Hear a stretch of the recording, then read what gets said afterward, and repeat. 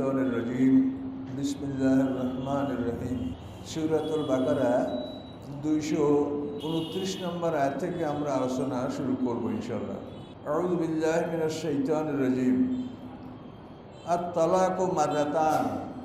আল্লাহ রাব্বুল আলামিন ঘোষণা করছেন তালাক হচ্ছে দুবার, অর্থাৎ দুবার তালাক দিলে তুমি স্ত্রীকে ফিরে আনতে পারবে। এই জন্য আল্লাহ বলছেন তালাক হচ্ছে দুবার। ফাইমসাকুম বিমারুফ আও তাসরিহুম বিইহসান। হয়তো তুমি ন্যায়সঙ্গতভাবে তাকে আটকে রাখো অথবা ন্যায়সঙ্গতভাবে সুন্দরভাবে তুমি তাকে বিদায় করে দাও। ওয়ালা হিল্লু লাকুম আন তাখুযু মিম্মা আতাইতুমুহুন্না শাইআ। এবং তোমাদের জন্য বৈধ হবে না যে তোমরা তাদেরকে যা দিয়েছো তার থেকে কিছু ফিরিয়ে নিবে। গহনা গাটি মহারানা যা দিয়েছ এটা কিছুই তাদের থেকে ফিরে নিতে পারবে না। কিন্তু একটা পরিস্থিতি আসে, সেটা হলো ইল্লা ইয়াখাফা আল্লাহ ইউকিমা হুদুদাল্লাহ। যদি স্বামী স্ত্রী ভয় করে যে তার আল্লাহর সীমানার মধ্যে থাকতে পারবে না, আল্লাহর সীমানা রক্ষা করতে পারবে না, এরকম যদি অবস্থায় আল্লাহ বলেন ফাইন কিফতুম আল্লাহ ইউকিমা হুদুদাল্লাহ, তোমরা যদি ভয় করো যে তারা আল্লাহর সীমানা, আল্লাহ যেটা বিধান এই রক্ষা করে চলতে পারবে না, ফালা জুনা আলাইহিমা ফি মাফতাদাত বি, তখন স্বামী স্ত্রীর ব্যাপারে অপরাধ হবে না যে তারা যদি কোনো ক্ষতিপূরণ দেয়। তেলকা হুদুদুল্লাহ, এটা আল্লাহর সীমানা। ফালা তা'তাদুহা, এই সীমানা তোমরা লঙ্ঘন করবে না। ওমাইয়া তা'আদ্দা হুদুদাল্লাহ, এবং যারা আল্লাহর সীমানা লঙ্ঘন করবে তারা হবে জালেম। এখানে বিষয়টা হচ্ছে যে স্বামী স্ত্রীর যে দাম্পত্য জীবন পরিচালনা করার যে একটা অবস্থা যদি না থাকে, যে এদের মধ্যে এরা দাম্পত্য জীবন এটা সঠিকভাবে পরিচালনা করতে পারবে না, তখন ক্ষতিপূরণটা হচ্ছে যদি প্রমাণিত হয় যে নারীর অপরাধের কারণে তালাকটা হচ্ছে, মানে নারী স্বামীর সংসার করতে রাজি না, তখন সেইখানে নারীকে জরিমানা করা যাবে। এবং সেই জরিমানাটা তার মহরের পরিমাণের বেশি হবে না। আল্লাহ রসুলের কাছে এরকম নারী পুরুষের অভিযোগ গেছে, তো আল্লাহ রসুল স্ত্রীকে বুঝে বলছেন যে তুমি তোমার স্বামীর কাছে যাবে কিনা, যে আমি কোশ্চিনকালেও যাব না। তখন আল্লাহর রসুল বলছেন যে তুমি যদি নাই যাও তো তোমার স্বামী যে তোমাকে একটা বাগান দান করেছে, এই বাগানটা ফেরত দিয়ে দাও। তখন মহিলা বলছে আমি তার বাগান ফেরত দিয়ে দিলাম। তাহলে এটা কিন্তু উপরে যে বিধানটা বলা হলো তার ব্যতিক্রম। উপরে বলা হয়েছে যে তোমরা যা দিয়েছো এতে কিছু নিবে না, আর এখানে বলছে যদি স্ত্রীর অবাধ্যতার কারণে বা সে নিজে তালাক চায়, সে স্বামীর সংসার করবে না, এরকম অবস্থায় যদি তালাক নিতে চায় স্ত্রী ক্ষতিপূরণ দিয়ে তালাক নিবে। এবং এই ক্ষতিপূরণটা কোনো ক্রমেই যেন মহরের বেশি না হয়। কেন মহরের বেশি ক্ষতিপূরণ যদি আপনি তার কাছে চান, সে পাবে কোথায়? এই জন্য এটা আইন এটা নির্ধারণ করেছে যে স্ত্রীকে জরিমানা যে করা হবে এটা মহরের অতিরিক্ত যেন করা না হয়। এবং এই ধরনের তালাককেই সাধারণত খোলা তালাক বলা হয়। যে আপনারা শুনুন, এটা খোলা তালাক। তো খোলা তালাক এটা মানে ক্ষতিপূরণ দিয়া যেখানে তালাক গ্রহণ করা হয়। আল্লাহ বলেন ফাইন তাল্লাকাহা ফালা তাহিল্লু লাহু মিন বা'দু। দুই তালাকের পরে যদি আবার সে তৃতীয়বার তালাক দেয়, তাহলে এরপর স্ত্রী আর তার জন্য হালাল হবে না। হাত্তা তানকিয়া যাওজান গায়রেহু, এমনকি সে অন্য স্বামী গ্রহণ করবে। দুই তালাকের পর যদি তৃতীয় তালাক দেওয়া হয়, স্বামী তাকে আর গ্রহণ করতে পারবে না, স্ত্রী অন্য স্বামী গ্রহণ করবে। ফাইন তাল্লাকাহা, সে অন্য স্বামী যদি আবার তাকে তালাক দেয়, ফালা জুনা আলাইহিমা, তাহলে তাদের উপরে অপরাধ হবে না, অর্থাৎ প্রথম স্বামী স্ত্রী তাদের উপরে অপরাধ হবে না আইয়া তারা যা, যে তারা আবার দুজনে বিবাহ প্রত্যাহার করবে। অর্থাৎ তিন তালাক হয়ে গেছে, স্ত্রী এক জায়গায় বিবাহ হয়ে গেছে, সেখানে যদি তালাক হয় তাহলে পূর্বের স্বামী আর পূর্বের স্ত্রী যারা ছিল তারা যদি আবার পুনরায় একত্রিত হয়, এর জন্য যদি তারা ধারণা করে আইয়ুকিমা হুদুদাল্লাহ, যে আল্লাহর সীমানা রক্ষা করে তারা চলতে পারবে, তাহলে এভাবে তারা একত্রিত হলে হতে পারে। তেলকা হুদুদুল্লাহ, আল্লাহ বলেন এগুলি আল্লাহর শরীয়তের সীমানা। ইউবাইয়ুনহা লিকাওমিন ইয়ালামুন, আল্লাহ তাআলা ওই জাতির জন্য বিধানগুলি বর্ণনা করে দিচ্ছেন যারা জ্ঞান রাখে।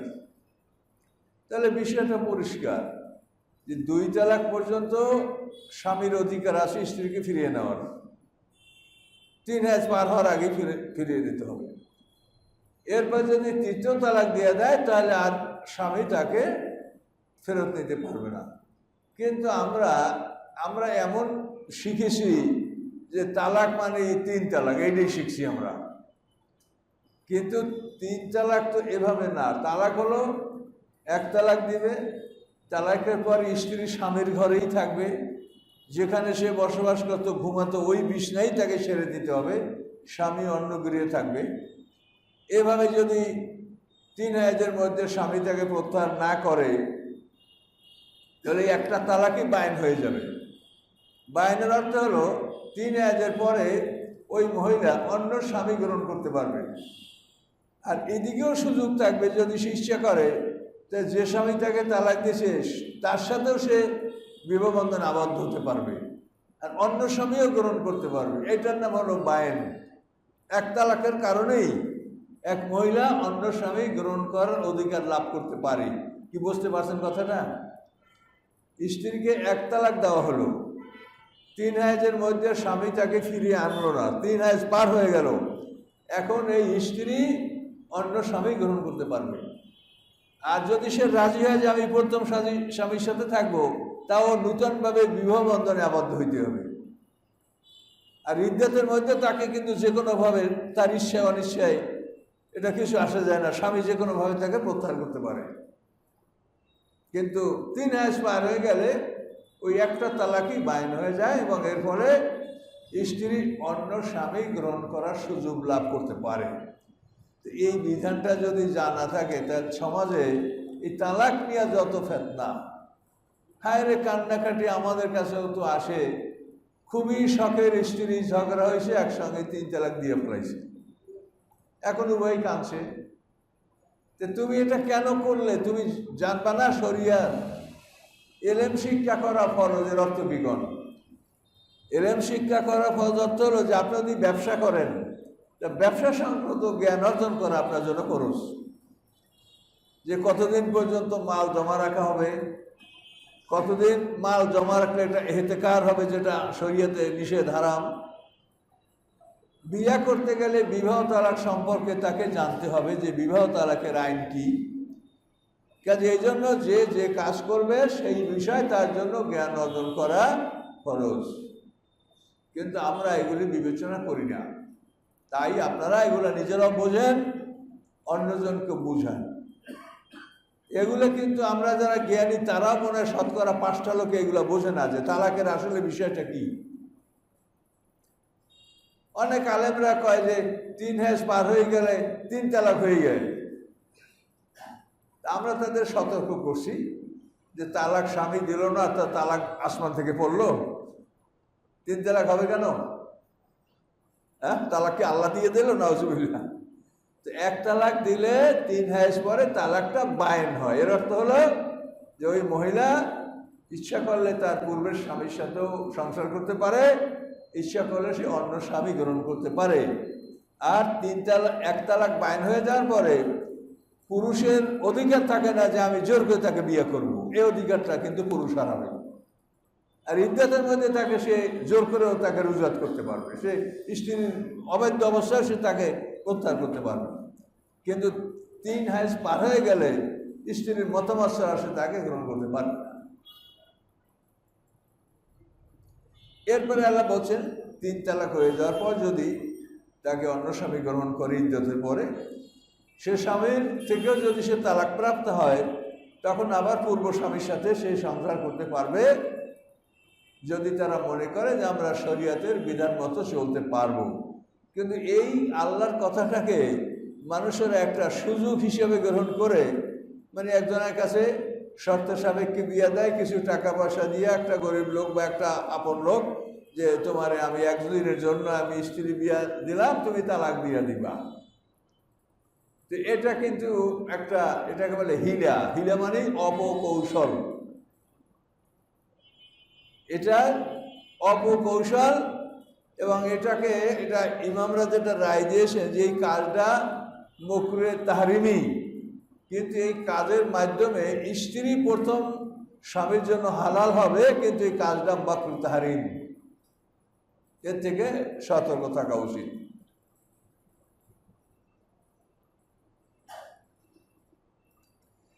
ওয়াইজা তাল্লাকতুমুন নিসা, যখন তোমরা স্ত্রীদেরকে তালাক দাও, বা বালাগনা আজালাহুন্না, তারা যদি ইদ্দাতের শেষ সীমানায় এসে পৌঁছে, তো ফামসিকুহুন্না মারুফ, তোমরা তাদেরকে ন্যায়সঙ্গতভাবে তোমরা তাদেরকে আবদ্ধ করে রাখো।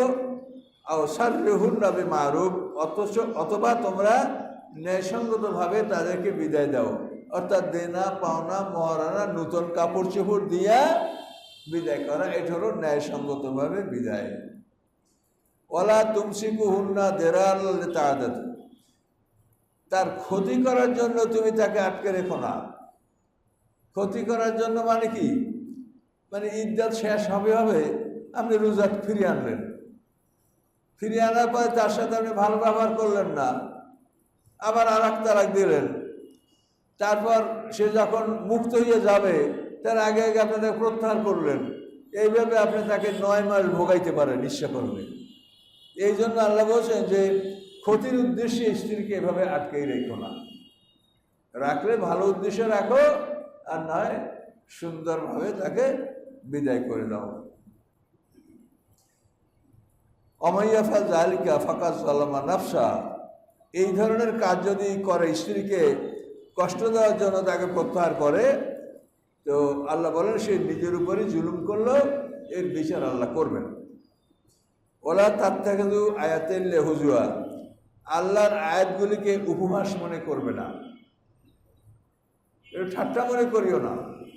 এই জন্য এই আয়াত দ্বারা প্রমাণ যে দাদা নাতি নানা নাতি কোনো বৃদ্ধ মানুষ পাড়ার, সে হয়তো তার মানে সম্পর্কে পোতা পুতি বা পুতনি হয়, এই তোর বেটিটা আমাকে বিয়ে দে, তো যদি সেই সময় তার লিগ্যাল গার্ডিয়ান বলে হ্যাঁ তোমাকে বিয়ে দিলাম বুড়ো, তা কিন্তু বিয়ে হয়ে গেল। যেহেতু আল্লাহর আয়াতের ঠাট্টা নাই, কাজে এখানে বিবাহ তালাকের বিষয়টা আল্লাহর কোরআনের বিধান, কাজে ঠাট্টা করিয়ে যদি কেউ কাউকে বিয়ে করে তাদের বিয়ে হয়ে যাবে, আর ঠাট্টা করে যদি কেউ কাউকে তালাক দেয় তাতে তালাকও হয়ে যাবে। এই সমস্ত বিষয় নিয়ে হাসি ঠাট্টা করার কোনো সুযোগ নাই। আল্লাহ বলছেন ওলা তাত্তাখিযু আয়াতিল্লাহি হুজুয়া, আমার আয়াতগুলিকে তোমরা উপহাস গণ্য করো না। ওয়াজকুরু নি'মাতাল্লাহি আলাইকুম, স্মরণ করো আল্লাহর নিয়ামতগুলি তোমাদের উপরে। অর্থাৎ এই বিবাহ তালাক নিয়ে সমাজে জাহিলিয়াতে বহু কষ্টকর অবস্থা ছিল। একজনে 100 তালাক দিয়েও আবার বউ রাখতো, যাইতে দিত না স্ত্রীকে। বিয়ার কোনো সীমা ছিল না, কে কত বিয়া করবে। আল্লাহ বলেন যে এই বিধান এটা তোমাদের নিয়ামত। ওমা আনজালা আলাইকুম মিনাল কিতাবে, এবং তোমাদের উপরে আল্লাহ তাআলা যে কিতাব অবতীর্ণ করেছেন, অল হিকমাতে, এবং এই কিতাবের যে আমলগুলি তোমাদেরকে শিক্ষা দিয়েছেন, ইয়াইযুকুম বিহি, এর মাধ্যমে তোমাদেরকে আল্লাহ উপদেশ দান করছেন। ওয়াত্তাকুল্লাহ, তোমরা আল্লাহকে ভয় করো। ওয়ালামু আন্নাল্লাহ বিকুল্লি শাইইন আলিম, এবং জেনে রাখো আল্লাহ তাআলা সব কিছু সম্পর্কে অবহিত আছেন। কাজে এই তালাকের সংক্ষিপ্ত মশলাগুলি জানলেই আমাদের যথেষ্ট। ওয়াইজা তাল্লাকতুমুন নিসা ফাবালাগনা আজালাহুন্না ফালা তা'দুলহুন্না আইয়ানকিহনা আজওয়াজাহুন্না ইযা তারাদাউ বাইনাহুম বিল মারুফ। আল্লাহ রাব্বুল আলামিন ঘোষণা করেন, যখন তোমরা স্ত্রীদেরকে তালাক দাও, তারা যদি ইদ্দাত সমাপ্ত করে, তাহলে তারা যে স্বামী গ্রহণ করবে এতে তোমরা বাধা দিও না। ইদ্যাত পার হয়ে গেছে, একটা মহিলা তার স্বামী মারা গেছে, ইদ্যাত 4 মাস 10 দিন অথবা হামল খালাস এটা পার হয়ে গেছে, এখন সে অন্য স্বামী গ্রহণ করবে।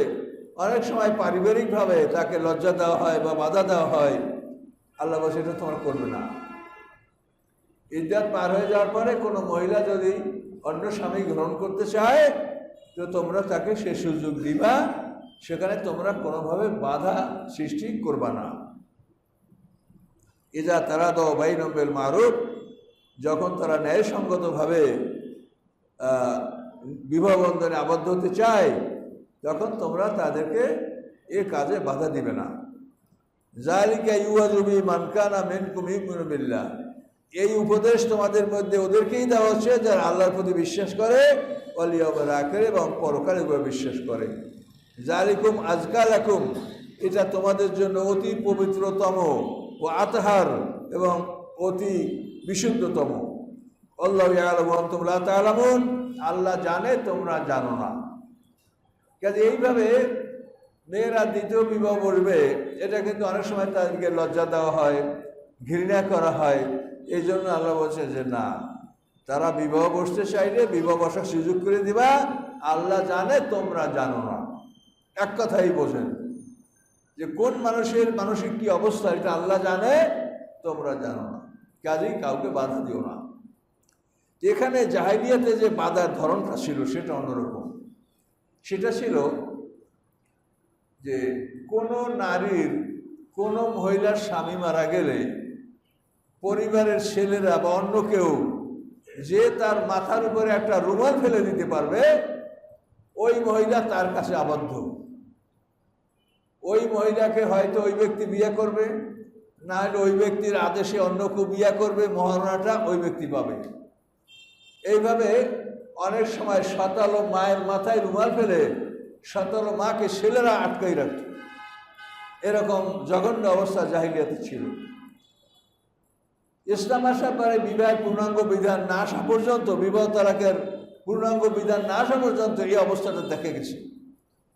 নারীরা এসে বলে, ইয়া রাসূলুল্লাহ, আমার ছেলে, আমি তাকে ছেলে মনে করি, আমার স্বামীর ছেলে, সে আমার মাথার উপরে চাদর ঢেলে দিয়ে আমাকে আটকাই রাখছে। তখন আল্লাহ তাআলা বলছেন অপেক্ষা করো, বিধান আল্লাহ হয়তো পাঠাবেন। তো পরে আল্লাহ বিধান দিয়ে দিলেন যে এইভাবে তোমরা নারীকে আটকে রাখতে পারবে না। এগুলোর উদ্দেশ্য তো এই যে ওই মহিলার মাথায় ও চাদর ঢেলে দিছে, এখন ওর অনুমতি ছাড়া ওই মহিলা বিয়ে বসতে পারবে না। তো আজীবন ওই মহিলা ওখানে থাকবে, ওই মহিলার ধন সম্পদ যা আছে তা ও খাবে, ও মহিলাকে বিবাহ বসতে দিবে না, যাইতেও দিবে না। এভাবে তারা জাহিলিয়াতে করত। এই ধরনের কুপ্রথা আল্লাহ দূর করেছেন বিধানের মাধ্যমে। ওয়ালিদাতু ইরদিনা আওলাদাহুন্না হাওলাইনি কামিলাইনি, মায়েরা পুরা 2 বছর সন্তানকে দুধ পান করাবে। তো বাচ্চা হলে মায়েরা সন্তানকে হাওলাইনে কামিলাইন অর্থাৎ 24 মাস দুধ পান করাবে। লিমান আরাদা আইয়ুতিম্মা রিদা, যারা ইচ্ছা করে যে দুগ্ধপান সমাপ্ত করবে তাদের জন্য এই বিধান। ওয়ালাল মাউলুদ লাহু রিজকুন ওয়া কিসওয়াতুহুন্না বিল মারুফ, বাচ্চা যার তার উপরে দায়িত্ব যে যে মহিলা তারে দুধ পান করাবে তার খাদ্য, পোশাক, বাসস্থান, বেতন এটা সন্তানের পিতা বহন করবে। তালাকের ক্ষেত্রে তালাক হয়ে যাওয়ার পরে যদি ওই তালাকপ্রাপ্তা মহিলা থেকেই বাচ্চার লালন পালন করাতে চায় স্বামী, তাহলে ওই মহিলার ভরণ পোষণ বেতন স্বামীকে দিতে হবে। কিন্তু আমাদের স্বামীর কোনো খবর আছে? তালাক দেওয়ার পরে মায়ের সাথে বাচ্চা চলে যায়, জীবনে আর স্বামীরা খবর রাখে না। এবং এখানে এমন জুলুম হচ্ছে সমাজে যে স্ত্রীকে তালাক দেওয়ার পরে তার যে ছেলে মেয়ে এদেরকে সম্পত্তি থেকেও বঞ্চিত করা হয়, বাচ্চাদেরকে। তো আমি দৃষ্টি আকর্ষণ করব যেটা সরকারিভাবে এই জিনিসটার প্রতি দৃষ্টি দেওয়া উচিত, যে তুমি সন্তানের মাকে তালাক দিয়েছো, এটা জুলুম। এরপরে তুমি আর সন্তানদেরকেও সম্পত্তি বঞ্চিত করছো। এটা ব্যাপক, আপনার সমাজে খুঁজে দেখবেন এই ঘটনা আছে। এটা মারাত্মক জুলুম। অথচ আল্লাহ বলছেন মায়েরা সন্তানকে দুধ পান করাবে 2 বছর, এবং এই স্ত্রী তালাকপ্রাপ্ত হয়, তাহলে দুধ পান করানোর জন্য তার ভরণ পোষণ বেতন এটা সব স্বামী এটা বহন করবে।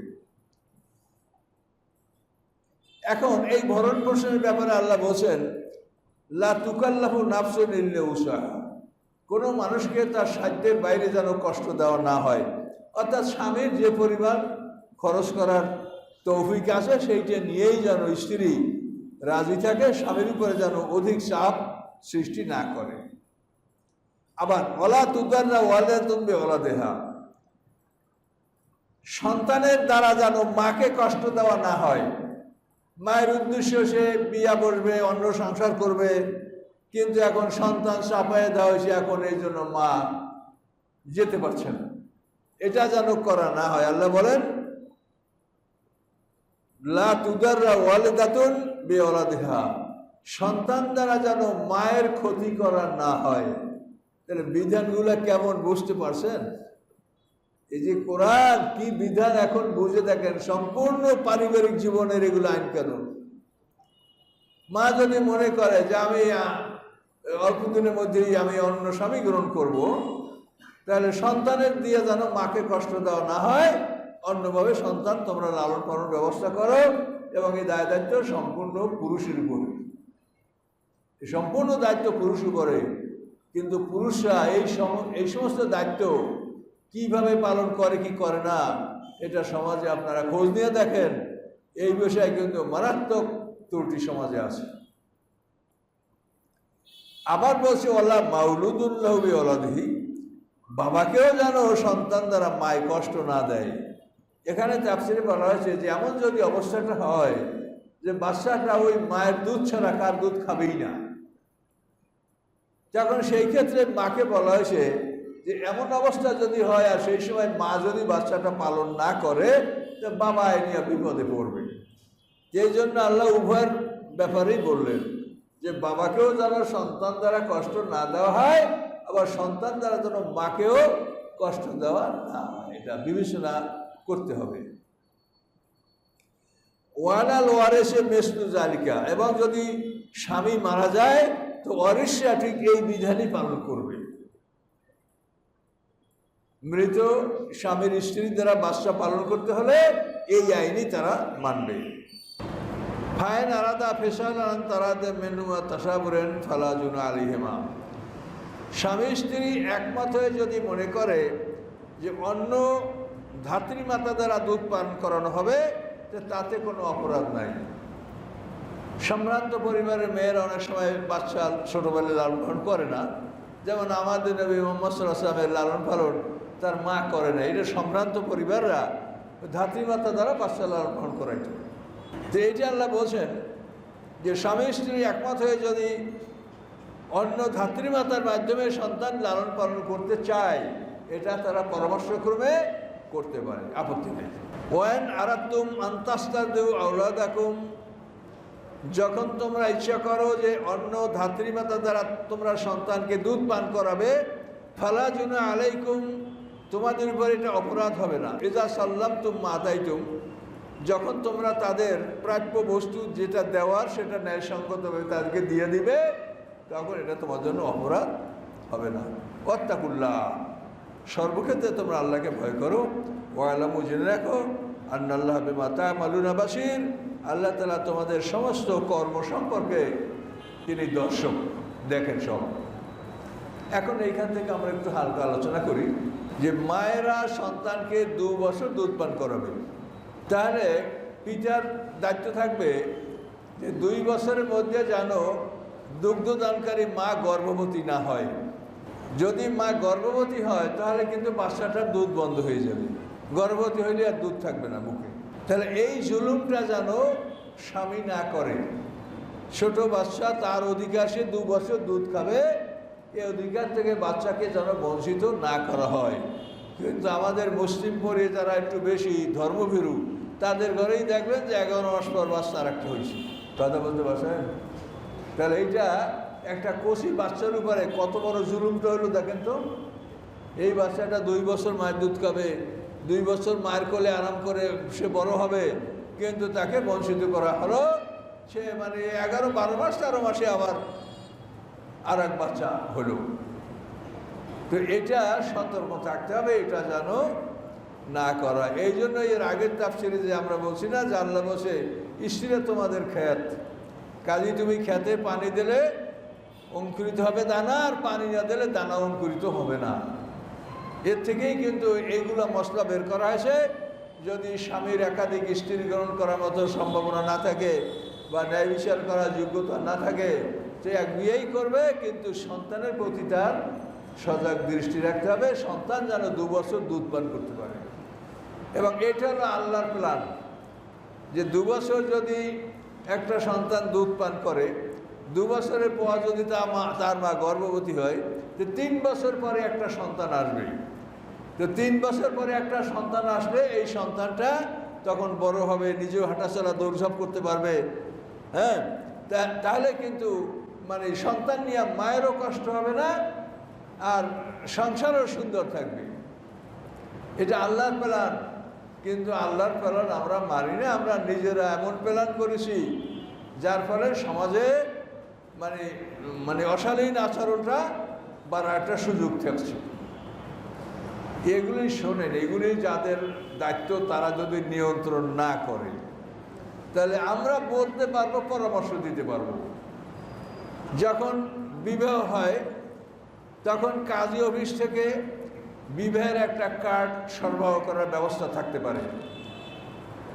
এই কার্ডটা তারা থাকবে, এবং এই বিবাহিত দম্পতির এই কন্ট্রাসেপটিভ মেজারের কোনো মেডিসিন তারা কিনতে পারবে। এটা আইন থাকতে পারে। এটা কতখানি কঠিন বলেন? কাজীর কাছে একটা ফর্ম থাকবে, বিবাহ যারা হয়েছে তাদের একটা বিবাহের সার্টিফিকেট থাকবে, এবং এরাই যদি মনে করে যে আমি এখন স্ত্রীকে গর্ভবতী বানাবো না বা কিছু, এই জন্য যদি কন্ট্রাসেপটিভ মেজার অর্থাৎ আপাতত গর্ভবতী না হওয়ার কোনো ব্যবস্থা যদি সে গ্রহণ করে, তো এইটা দেখাই সে ঔষধ কিনবে। আর এইটা যে দেখাতে পারবে না, তারা এই ঔষধ কিনতে পারবে না। এর ব্যবস্থা থাকতে পারে না সমাজে। এতে কতখানি খরচ হয়, কতখানি কি আছে বলেন? অনেক কিছুই তো হয়, কিন্তু এটা হইতে পারে না। মুসলমানদের দেশে যাতে অবৈধ ছেলেমেয়েরা যাতে এই ঔষধ কিনে অন্যায়ভাবে সমাজকে খারাপ না করতে পারে, এটা হতে পারে না। তো আমরা কোরআনের পক্ষের মানুষ, আমাদের বলার আমরা বললাম যে এটা একটা মারাত্মক কিছু না, এটা খুবই সোজা, কিন্তু এদিকে নজর দিতে হবে। এদিকে নজর দিতে হবে যে সমাজকে ভালো করতে হলে কি কি করা দরকার। এটা একটা খুব সহজ পদ্ধতি। এটা হলে সমাজে যে কেউ কন্ট্রাসেপটিভ মেজার ঔষধ কিনবে, এটা কেন কিনবে, এটার জন্য একটা ব্যবস্থা থাকা দরকার। তো আল্লাহ তাআলা কোরআন পাকে প্ল্যানিং দিয়েছেন, তাতে আর ফ্যামিলি প্ল্যানিং না হইলেও চলে। 3 বছরে একটা সন্তান হবে। সন্তানকে যারা ভরণ পোষণ দিতে পারবে না, স্ত্রীর সেবা যত্ন করতে পারবে না, সন্তানের লেখাপড়া করাতে পারবে না, এমন লোককে আল্লাহ বিয়া করতে নিষেধ করছে। এর পরিষ্কার করে বলে দিয়েছে, ওয়ালিয়াস্তাফিফিল্লাযীনা লা ইয়াজিদুনা নিকাহান হাত্তা ইউগনিহিমুল্লাহু মিন ফাদলিহি। যারা বিবাহের সামর্থ্য রাখে না, আল্লাহর পক্ষ থেকে তারা সম্পদশালী না হওয়া পর্যন্ত যেন অপেক্ষা করে। এটা আল্লাহ কোরআনে বলে দিয়েছেন। কিন্তু অথচ এইসব ব্যাপারে আমাদের সমাজের কোনো দৃষ্টি নাই। যারা অক্ষম তারাই এই বস্তিতে যত বাচ্চা আছে, এই শহরের একটা গলিতেও সে বাচ্চা নাই, দেখেন খোঁজ দিয়া। অথচ এই বস্তিবাসীকে আল্লাহ তো বিয়া করতে নিষেধ করা হয়েছে, অথচ সব বিয়া থাকো আর বাচ্চা সব তাদের ঘরে। এটা কেন হবে? এতে তো সমাজে বিশৃঙ্খলার সৃষ্টি হয়, সমাজে অশান্তি সৃষ্টি হয়, সমাজের ভারসাম্য নষ্ট হয়। যেহেতু মানুষ, আমরা সামাজিক জীব, আমরা তো সবার সাথে আমাদের ওঠা বসা চলাফেরা, এগুলি তো আমরা হাট বাজারে এটা বাসা মানে বেছে শুনে তো চলা সম্ভব না। কারণ এই যে সমাজের একটা মানে সৌন্দর্য বিনষ্ট হওয়া, এটা কিন্তু এই কারণেই হয়। অথচ এই বিষয়গুলি কোরআনে বলে দেওয়া আছে, এই বিষয়গুলির প্রতি আমাদের ভ্রুক্ষেপ নাই। আল্লাহই ভালো জানেন আমরা কোরআনে যে কথা তা আমরা বলে গেলাম। এখন আসেন তো তালাকের কথাগুলো বলা হলো। ওয়াল্লাযীনা ইউতাওয়াফাউনা মিনকুম, তোমাদের মধ্যে হতে যারা মারা যায়, ওয়া জারুনা আজওয়াজা, এবং স্ত্রী রেখে যায়, ইয়াতারাব্বাস নামে আঙ্কুশেন না আরবা আশুরু মাসা, সেই মহিলারা 4 মাস 10 দিন ইদ্যাত পালন করবে। স্বামী মারা গেলে 4 মাস 10 দিন ইদ্যাত পালন করবে। কিন্তু যদি স্বামী মারার সময় স্ত্রী গর্ভবতী হয় তাহলে তার জন্য গর্ভখালাস, তাহলে তার জন্য কিন্তু 4 মাস 10 দিন না। স্বামী মারার 1 ঘন্টা পর যদি বাচ্চা প্রসব হয় তাহলে ওই ইদ্যাত শেষ। আর যদি স্বামী মারা যাওয়ার পরে 10 মাস পর সন্তান হয়, 10 মাস তার ইদ্যাত। আর স্বামী মারা যাওয়ার পরে তালাকপ্রাপ্তা মহিলা যেরকম স্বামীর কাছে খোরপোশ পাবে, কিন্তু স্বামী মারা গেলে এই মহিলা খোরপোশ পাবে না, যেহেতু মারা গেলে সে স্বামীর সম্পদ পাবে, ওর থেকে সে খরচ করবে। এই জন্য তালাকপ্রাপ্তা মহিলাদেরকে দ্বিতীয় বিবাহের জন্য প্রস্তুত না হওয়া পর্যন্ত সব ভরণ পোষণ খরচপাতি স্বামী দেবে, কিন্তু স্বামী মারা গেলে সেই ক্ষেত্রে স্ত্রী ভরণ পোষণ পাবে না, যেহেতু স্ত্রী এখন স্বামীর সম্পত্তি পাবে। সেই সম্পত্তি তাকে যেন দিয়ে দেওয়া হয় এবং তা দিয়েই তার ভরণ পোষণ খাওয়া পড়া যা দরকার এটা সে চলবে। কি আইন কানুনগুলো বুঝতে পারছেন? এটা মাদানী সূরা, আইন কানুন সব।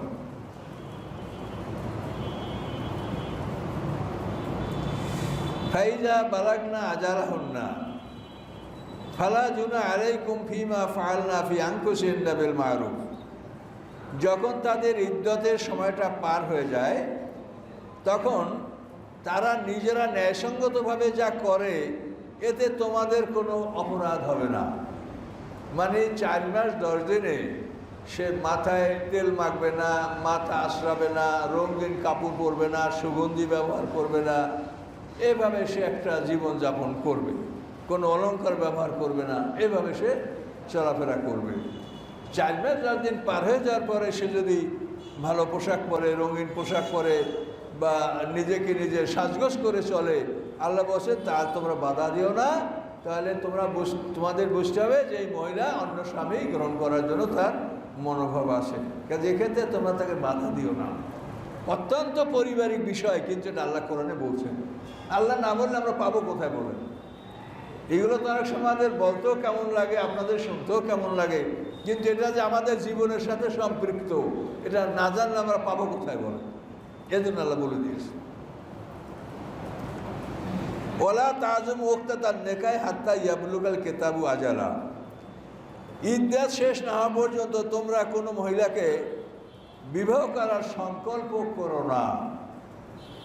যে মহিলা মরছে, স্বামী মারা গেছে, আমি তাকে বিয়ে করব, এরকম সংকল্প গ্রহণ করতে আল্লাহ তাআলা নিষেধ করেছে। ওয়ালামু আন্নাল্লাহ ইয়ালামু মা ফি আনফুসিকুম ফাহযারুহু। জেনে রাখো তোমাদের মনের মধ্যে কি আসে আল্লাহ জানে, কাজে আল্লাহকে ভয় করো। কোনো মহিলার স্বামী মারা গেলে তাকে তুমি বিয়ে করার জন্য টার্গেট করে বসে থাকো না। ওয়ালামু আন্নাল্লাহ গাফুরুন হালিম। জেনে রাখো আল্লাহ তাআলা ধৈর্যশীল এবং অত্যন্ত সহনশীল এবং ক্ষমাশীল। তো এখানে একটা কথা আছে, ইল্লান তাকুলু কওলাম মারুফা। এখানে আল্লাহ তাআলা বলছেন, এই আয়াতটা আমার মানে ছুটে গেছে, ওলা জুনা আলাইকুম ফিমা আররাতুম মিন খিদমাতিন নিসা ওয়া আকরামতুম বিআনফুসিকুম আলিমাল্লাহু আন্নাকুম সাতাযকুরুনহুন্না ওয়ালাকিন লা তুআদুনা সিররা ইল্লা তাকুলু কওলাম মারুফা। উপরের অংশটা বাদ গেছিল। উপরের অংশটা হচ্ছে আল্লাহ বলছেন যে স্বামী মারা যাওয়ার পরে, ইদ্যাত পার হয়ে যাওয়ার পরে তুমি তাকে বিবাহ করার দৃঢ় সংকল্প করো না, কিন্তু তুমি ন্যায়সঙ্গত আলাপ করতে পারো। এই ন্যায়সঙ্গত আলাপটা কি? তুমি তাকে বলতে পারো যে আপনার মতো মহিলার সমস্যা হবে না, আপনার জন্য আল্লাহ বহু ব্যবস্থা করে রাখছে। এটা একটা তাকে আপনি আশ্বাস দিলেন। হ্যাঁ, তো এই ধরনের আশ্বাস জাতীয় কোনো কথা, যাতে পুরোপুরি বিবাহের প্রস্তাবও হয় না এবং যাতে বোঝাও যায় যে হতে পারে যে সে আমাকে ভালোবাসছে অন্তরে বা তার মনোভাব ভালো, এরকম অবস্থা বোঝা যায়, এইরকম কোনো কথা ঈশ্বর ইঙ্গিতে বলা যেতে পারে। কিন্তু সরাসরি বিবাহের প্রস্তাব দেওয়া, এটা ইদ্যত ফুরাবার আগে এটা দেওয়া যাবে না, এতটুকু কথা একটু বাদ গিয়েছিল। ওলা জুনা আলাইকুম ইন তাল্লাকতুমুন নিসা মালাম তামাসসুহুন্না আও তাফরিদুলাহুন্না ফরিদা আও মাত্তিউহুন্না আলাল মুহসি কাদারু আলাল মুক্তার কাদারু মাতাম বিল মারুফ হাক্কান আলাল মুহসিনিন। তোমাদের কোনো অপরাধ হবে না যখন তোমরা স্ত্রীদেরকে তালাক দাও স্পর্শ করার আগে, মানে বিয়া হয়েছে কিন্তু স্বামী স্ত্রীর গোপন সাক্ষাৎ হয় নাই, স্পর্শ করা হয় নাই, অথবা মোহরও নির্ধারিত করা হয় নাই। বিয়ে হয়েছে, একটা কলমা হয়েছে কিন্তু মোহর নির্ধারিত হয় নাই এবং স্বামী স্ত্রীর গোপন সাক্ষাৎ হয় নাই। তো এমন অবস্থায় তালাক হয়ে যায়, তাহলে এই স্ত্রী মহারানা বাবদ কিছু পাবে না, বা মাত্তেও হুন না, তাকে সে পোশাক, সে শুধু পোশাক পাবে, এর তো ইদ্যাতও লাগবে না, এই জন্য ইদ্যাতের খরচ দিতে হবে না, সে শুধু একজোড়া জামা পাজামা ওড়না একজোড়া এই পোশাক সে পাবে। এখানে ব্যাপারটা বুঝতে পারছেন যে তার মোহরও নির্ধারিত হয় নাই আর তার সাথে গোপন সাক্ষাৎও হয় নাই, শুধু কলমা হয়েছে, তালাক হয়েছে, তো সেখানে সে শুধু পোশাক পাবে। আর যদি মোহর নির্ধারিত হয়ে এভাবে তালাক হয়, সে মোহরের অর্ধেক পাবে। কি বলতে পারছেন? আইন মোহর ধার্য হয়েছে, ধার্য হওয়ার পরে বিয়ে হয়েছে কিন্তু সাক্ষাৎ হয় নাই, তালাক হয়েছে, সেক্ষেত্রে নারী মোহরের অর্ধেক পাবে। আর যদি মোহর নির্ধারিত নাই হয়ে থাকে, গোপন সাক্ষাৎ হয় নাই, তালাক হয়েছে, তাহলে সে শুধু পোশাক পাবে। এই হলো আইন, এটা জানিয়ে রাখেন। পোশাকটা কিভাবে পাবে? আলাল মোহসে কাদারাও আলাল মুক্তের কাদারাও, ধনী তার অবস্থা অনুসারে দিবে এবং গরিব তার অবস্থা অনুসারে দিবে। মাতাম্বেল মারুফ, ন্যায়সঙ্গতভাবে এই উপঢৌকন তাকে দিতে হবে। হাক্কান আলাল মুহসিনিন, সৎকর্মশীলদের উপরে এটা করণীয় কর্তব্য, করণীয় কাজ। আবার দেখেন, ওয়ান তাল্লাকতুমুহুন্না মিন কাবলা আন তামাসসুহুন্না ওয়াকাদ ফারাদতুম লাহুন্না ফরিদা ফানিসফু মা ফারাদতুম। আমি যে কথা বলছি সেটা আল্লাহ এখানে বলছেন যে তোমরা তাকে তালাক দিয়েছো স্পর্শ করার আগে, অথচ তার জন্য মোহর নির্ধারিত করেছো, তাহলে ফানিসফু মা ফারাদতুম, তাহলে যে মোহর ধার্য করেছো তার অর্ধেক সে পাবে।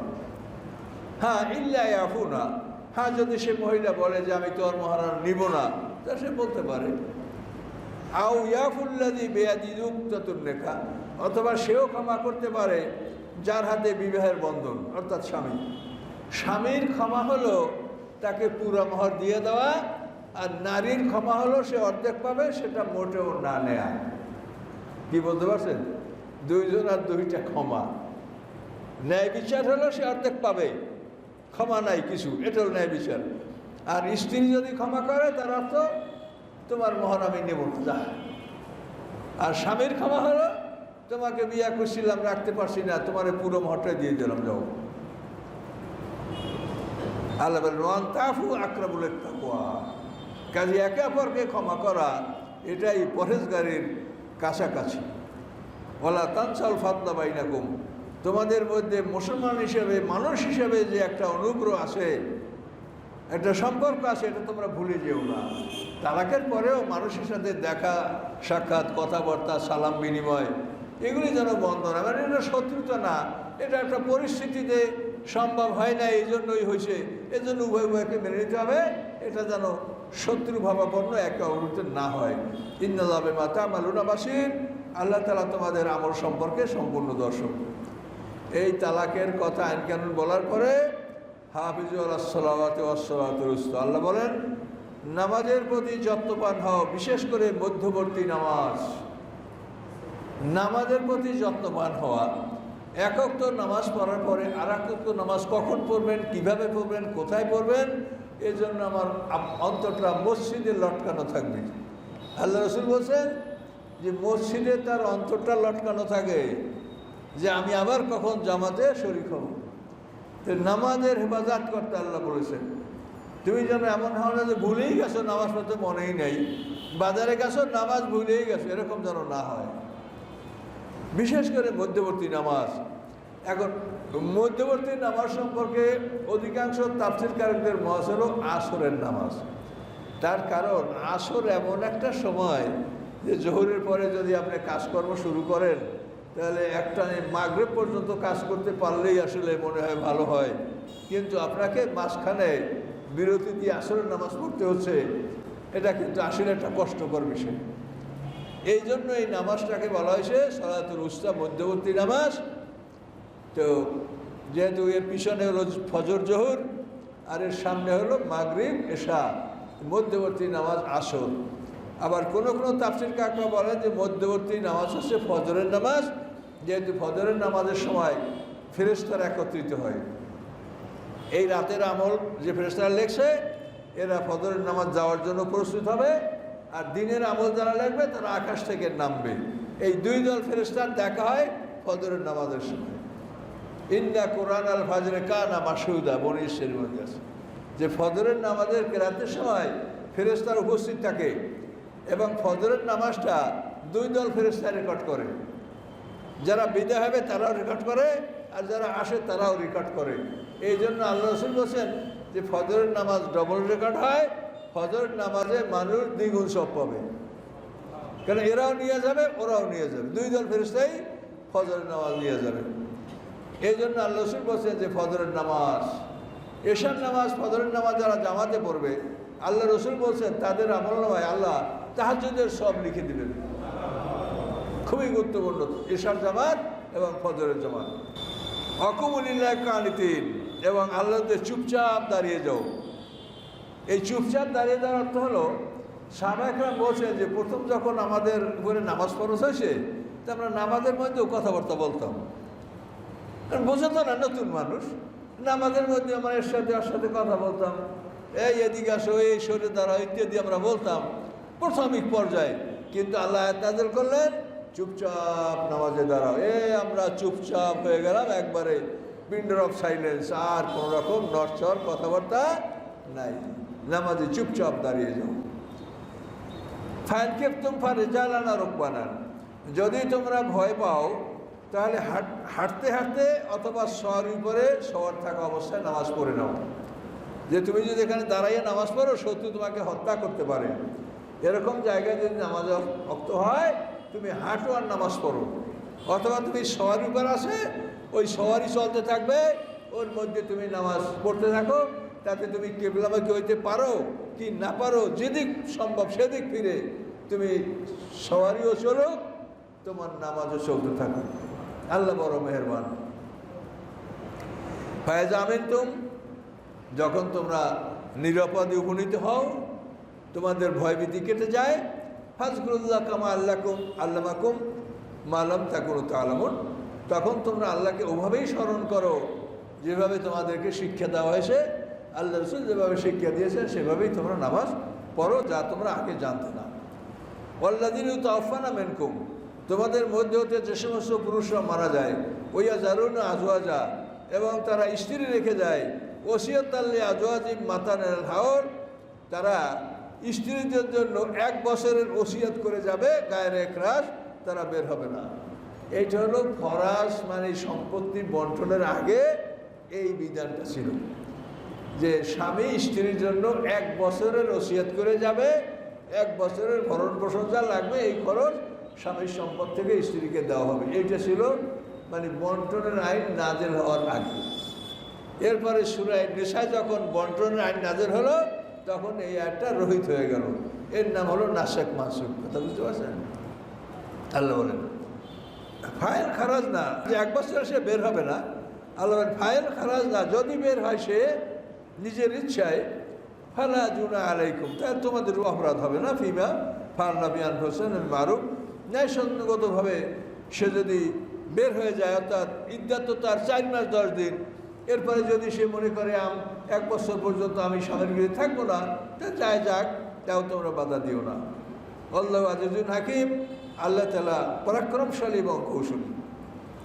ওয়ালিল মুতাল্লাকাতি মাতাউম বিল মারুফ, মানে সকল তালাকপ্রাপ্তা মহিলারাই কিন্তু তারা পোশাক পাবে, এটা আল্লাহ বলে দিলেন।